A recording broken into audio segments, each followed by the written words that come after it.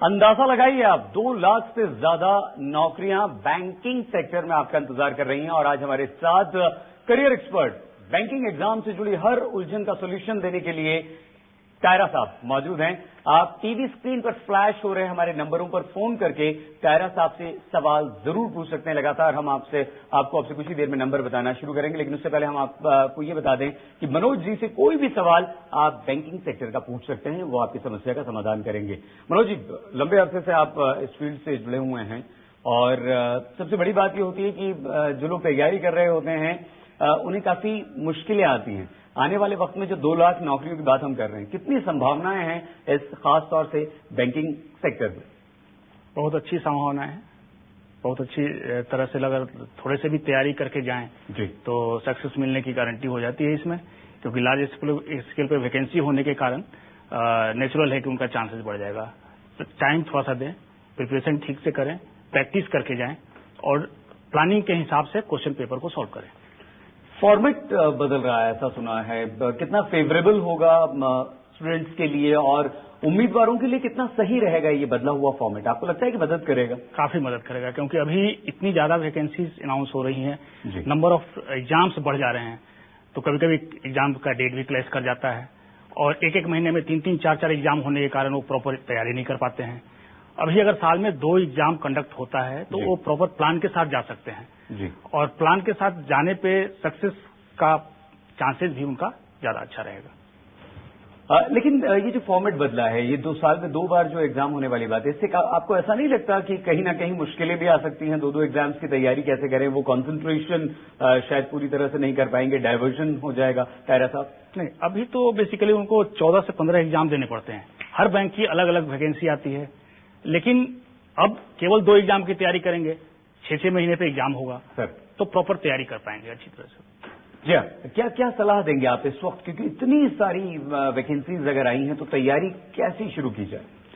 सबसे पहले तो जो भी फ्रेशर हैं, जो नए लोग आ रहे हैं ग्रेजुएशन के बाद, उनको एक किसी भी बैंक के एग्जाम का पेपर लेकर के उसको सॉल्व करके देखना चाहिए उनको, है ना, कि कहां तक वो कर पाते हैं, उसमें कितने क्वेश्चंस होते हैं, किस तरह के क्वेश्चन होते हैं, उनके लेवल क्या होते हैं, उसके हिसाब से फिर उनको तैयारी करनी चाहिए। लेकिन कोचिंग एक बड़ा इंपॉर्टेंट एस्पेक्ट टायरा साहब आजकल हो गया है, क्योंकि बिना कोचिंग के लगता है पेरेंट्स भी सेटिस्फाइड नहीं हो पाते और स्टूडेंट्स को भी लगता है कि नहीं, कहीं कुछ कमी ना रह जाए। कैसे चूज करें? सही कोचिंग क्या है? सही कोचिंग के लिए तो कोई इंस्टीट्यूट को आप तभी अच्छा रेटिंग दे सकते हैं जहां पे सक्सेस रेट ज्यादा हो। सक्सेस रेट भी अलग अलग इंस्टीट्यूट अलग अलग शो करते हैं, है ना, कोई सही बताता नहीं है। तो सबसे अच्छी बात ये होती है कि आप जाकर के वहां पे बोलें कि हमें 2-4 डेमो क्लास दिलवा दो, फिर वहां के स्टूडेंट से बात करें, मार्केट में जो ऑलरेडी सक्सेसफुल स्टूडेंट हैं उनसे बात करें, जो बैंक में जॉब कर रहे हैं उनसे बात करें, और इस तरह से आप सर्वे करके आप पता कर सकते हैं कौन सा इंस्टीट्यूट अच्छा है, कौन सा खराब है। एक बहुत परेशानी टायरा सर आती है, लेकिन आपसे बात करेंगे। एक कॉलर हमारे आ चुके हैं, प्लीज अपना नाम बताइए और जल्दी से अपना सवाल पूछ लीजिए। सुनीता जी हैं शायद। सुनीता जी, क्या पूछना चाहेंगे आप एम टायरा साहब से? हेलो जी।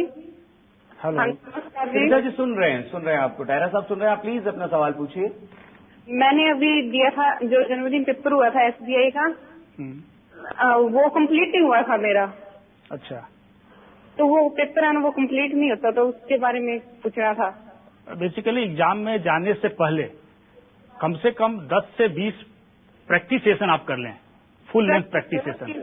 3-4 महीने की थी सर लगातार, फिर भी कंप्लीट नहीं हुआ, पता नहीं क्यों।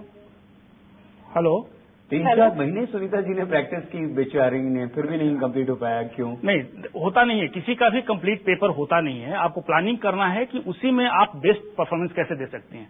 तो आपको टारगेट फिक्स करना चाहिए कि मैथ्स में अगर 40 मिनट्स 45 मिनट्स का टाइम आपने दिया है तो सही 40 क्वेश्चंस आपको सिलेक्ट करने हैं, है ना। सारे के सारे 50 क्वेश्चंस आप टाइम पे नहीं कर पाएंगे, तो 40 क्वेश्चंस को सिलेक्ट कर लें, कौन सा क्वेश्चन आप कर सकते हैं, किसको आपको छोड़ना है। सुनीता जी, कितने किए थे आपने अटेम्प्ट? मैंने 145 किए थे। नहीं, हर एक सेक्शन के हिसाब से चलें, क्योंकि हर सेक्शन का अपना क्वालिफाइंग मार्क्स होता है।